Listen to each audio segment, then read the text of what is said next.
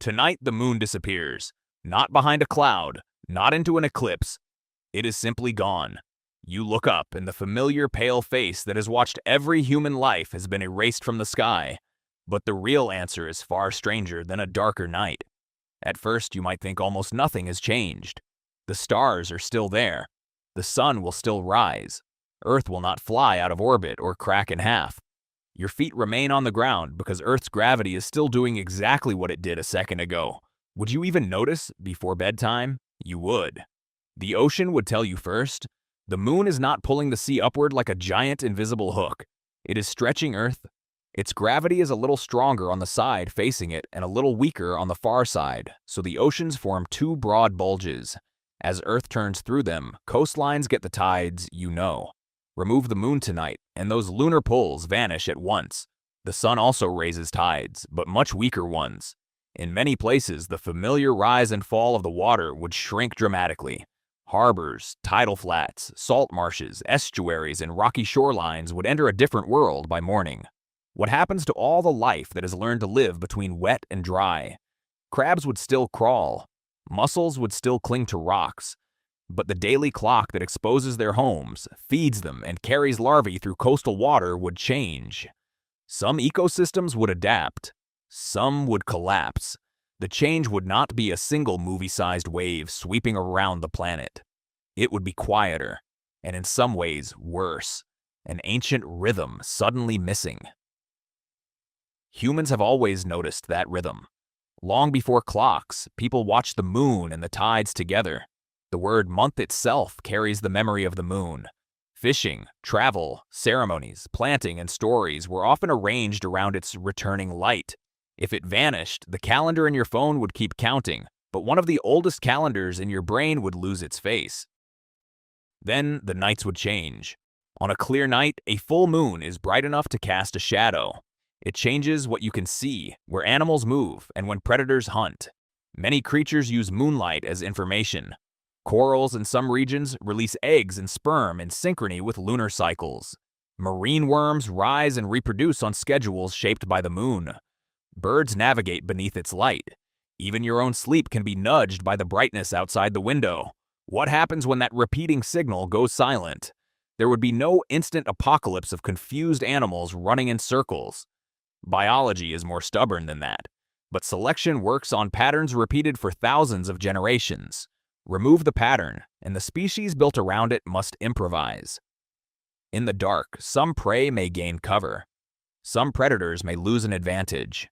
Some migrations may shift. A world that looks almost unchanged from your bedroom would begin to rearrange itself from the shoreline outward. And that is only the present-day moon. The truly strange part is that Earth has spent billions of years becoming the planet you know, while the moon was beside it. It was not always a quiet ornament. Most evidence points to a violent beginning. About 4.5 billion years ago, the young Earth collided with another large body. The details are still debated, but the giant impact idea explains why the moon and Earth are so deeply connected. The collision threw hot material into orbit, and that debris gathered into the moon. Planetary scientists have spent decades testing that story against rocks, chemistry, and computer simulations. Researchers such as Robin Canup have modeled colossal impacts that could build a moon from orbital debris. Geochemists compare lunar samples with Earth materials, looking for clues in their chemical fingerprints. NASA's Apollo samples help turn the moon from a distant light into physical evidence of Earth's violent childhood. Can you imagine your safest-looking nightlight being a scar from a planetary collision? In the beginning, the moon was much closer, far closer. It would have filled a much larger portion of the sky, and its tidal pull would have been stronger. Over immense spans of time, tides transferred some of Earth's rotational energy to the moon's orbit. Earth's spin slowed. The moon drifted outward. Today it is still moving away by a few centimeters each year, roughly the pace at which your fingernails grow. That tiny motion is the last visible trace of an ancient exchange. This is why losing the moon tonight is not like turning off a lamp. You would be removing a partner from a dance that has been changing Earth since before there were forests, dinosaurs, or people. The immediate effects would be real, but the deeper effects would unfold over millions of years because the moon does something else that is almost invisible. It helps steady Earth's tilt. Earth spins like a top tilted about 23.5 degrees relative to its path around the sun. That tilt gives you seasons. As your hemisphere leans toward the sun, summer arrives. As it leans away, winter follows.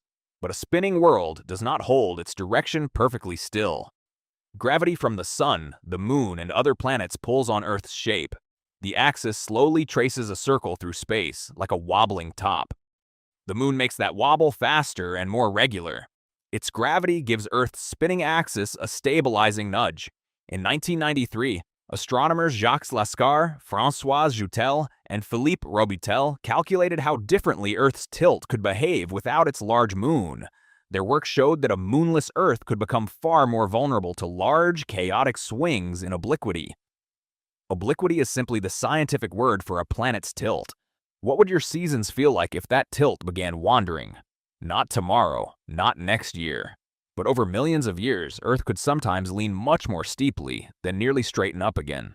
A stronger tilt would make summers hotter and winters colder at high latitudes. A smaller tilt would weaken the seasons. Ice sheets would grow or retreat in unfamiliar patterns. Rain belts could move. Deserts could appear where grasslands once stood. The climate would still be driven by the sun, oceans, air, and continents, but the metronome setting the seasonal beat would be less reliable. Mars gives you a clue.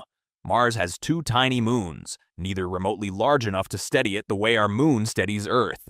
Its axis is thought to vary much more wildly over long periods. That does not mean Mars is a direct preview of a moonless Earth. Every planet is its own machine, but it shows that a world's tilt can be far less permanent than it feels when you are standing on it. For you, the tilt of Earth seems fixed. The sun rises in roughly the right place. Winter comes, then spring. But the planet underneath you is not a clockwork stage set. It is a spinning, orbiting body responding to gravity from everything around it. The moon is one of the reasons that response has stayed comparatively calm. Would life survive without it? Almost certainly. Life is astonishingly adaptable. Microbes would not care about moonlight. Deep ocean ecosystems fed by chemical energy would barely notice a dimmer sky. Plants would still have sunlight. Rain would still fall. Evolution would keep experimenting. The question is not whether Earth becomes sterile overnight. The question is whether the particular long-running stability that helped complex ecosystems spread across land would be replaced by a more unpredictable world. That distinction matters. People often tell the story of life as if evolution moves toward a planned destination. It does not. There was no appointment for humans. There was no promise that forests, whales, agriculture, cities, or your own morning routine had to happen. Small changes in a planet's history can open one path and close another.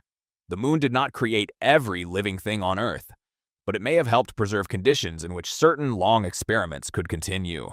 The moon also slowed Earth's rotation through tidal friction. In the distant past, a day was shorter. Earth spun faster and the sun crossed the sky sooner. As tidal energy was dissipated, Earth gradually lost rotational speed. That process has not made your days dramatically longer within a human lifetime, but over geological time, it matters. A moonless Earth after tonight would stop receiving that particular break. Its future rotation would evolve differently. You would not feel that either. That is what makes this thought experiment unsettling. Almost every consequence that matters most would be too slow for one person to watch. You could photograph the empty sky. You could measure the smaller tides.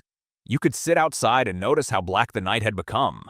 But the altered axis, the changed climates, the new migrations, and the rewritten evolutionary pressures would belong to descendants so distant that they might not recognize your world. Still, the first years would carry strange human consequences. Night workers would notice the loss of natural light. Astronomers would gain a darker sky, although they would also lose their nearest laboratory for studying the early solar system. Lunar eclipses would become a story with no future audience.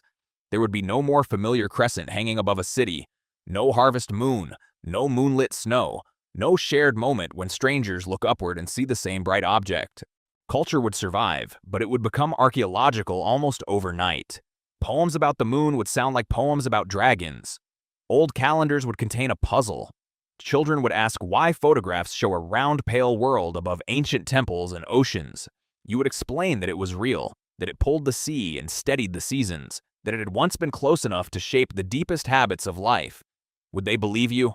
There is a temptation to call the moon a protector. That makes a cleaner story than science allows. The moon did not choose to protect you. It is a piece of cosmic debris obeying gravity. It has struck nothing with a shield. It has not guarded Earth from every disaster. Asteroids still hit. Ice ages still happen. Extinctions still come. But impersonal forces can still become part of your safety. A roof does not care whether you stay dry. A magnetic field does not care whether charged particles reach the atmosphere. A stable tilt does not care whether a civilization survives a drought. Yet each can shape the narrow zone of conditions in which familiar life becomes possible. The moon is beautiful because it feels personal. It is important because it is not. And there is one final twist.